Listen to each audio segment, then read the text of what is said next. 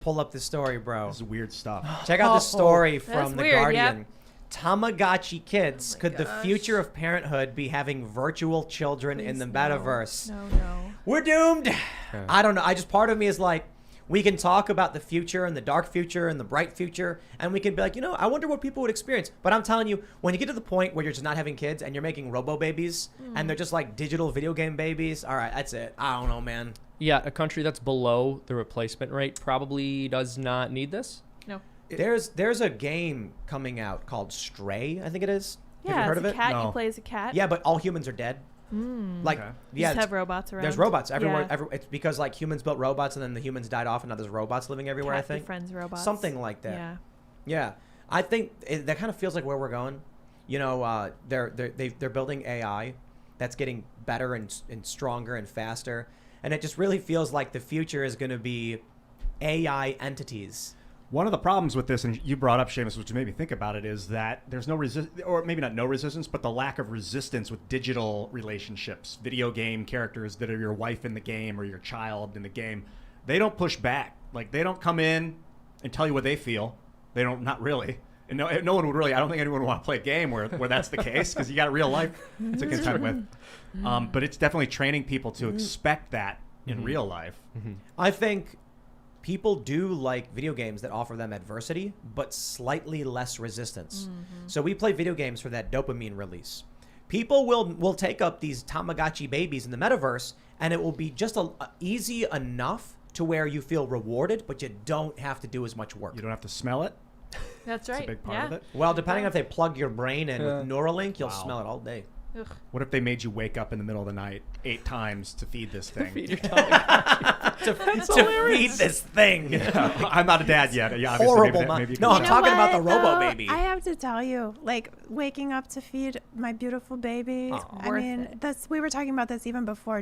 I actually said the smell. I said, but it won't have the smell. Like, I need to sniff his hair, my little baby. You know, I don't understand like why people would want this. But I mean, one thing that comes to mind for me also is that there's been a decrease in people's sense of self, right? A lot of people have been coming to therapy, saying like that they don't have as much of a sense of self. And psychologists have thought about it in terms of, the decline of the family or decline of religion or, social roles kind of, breaking down. And a lot of people just don't have what they feel is like a sense of self. And so I wonder if on some level, these virtual relationships and, they're seeking somebody else to kind of provide that for them. I don't know, but I definitely don't want a virtual baby. I want to smell mine. I want Need a to real one. see him in the middle of the night, everything. Just imagine what it will be like when people have like a 16-year-old virtual AI life form, and the AI's advanced to the point where it's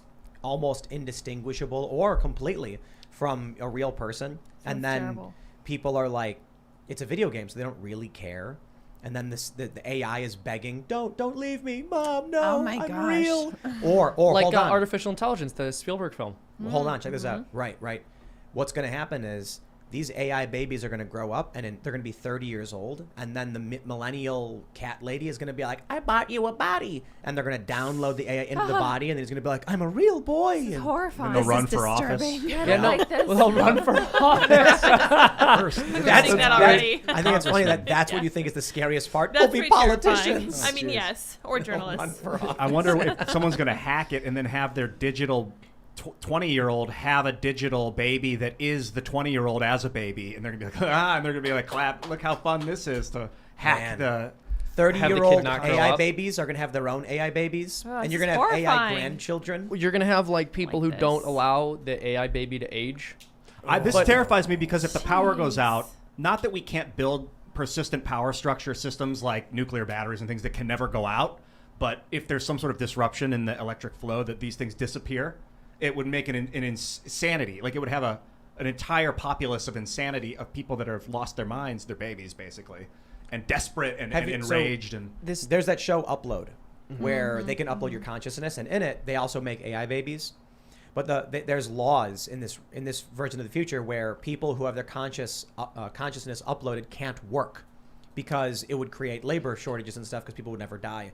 And you could do coding and other work in this digital reality. The crazy thing will be if we create this alternate virtual world, this metaverse with AI life forms, and then we start creating interoperability between virtual world and real world, like downloaded into a body and stuff, then civilization starts to get supplanted by fictional people, and then you've got just terrifying scenarios where there could be like AI terror attacks, where like one of these AI babies grows up and it's like, I don't care, they treat us like second-class citizens, but I'm alive, and then they hack the grid and then blow up a real, gas plant or something. Or like your AI baby just takes your credit card info and gives it to China. And Yep. I can see It's a that virus. happening. It's literally just a virus. But no, Oh, jeez. it's so sad because you can imagine like a woman in her 50s or 60s who regrets not having a family, like using this. The thought of it just makes me so sad.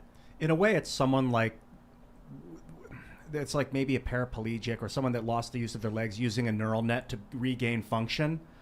Maybe it could be an opportunity for people that missed the boat on having a baby to experience, but it is a form of psychosis. I think that those yeah. people need to go be a good aunt or uncle to their friends' Yeah. babies. Amen. This reminds me of like the sex dolls thing, like Yes. the real life, like realistic sex dolls things. Like, I don't know. I'm just, the whole thing honestly kind of creeps me out. Agreed. Adopt. So Ian, you made this point, and I think it's interesting because you said, what about the people who missed the boat and they weren't able to have a child? And my response is, the purpose of having a child is not for you. It's not for you to get to have the experience of raising a child. The purpose of raising a child is to bring a new life into the world and care for it. And then the whole point of parenthood is for it to be about the child and not the parent. This totally flips that on its head.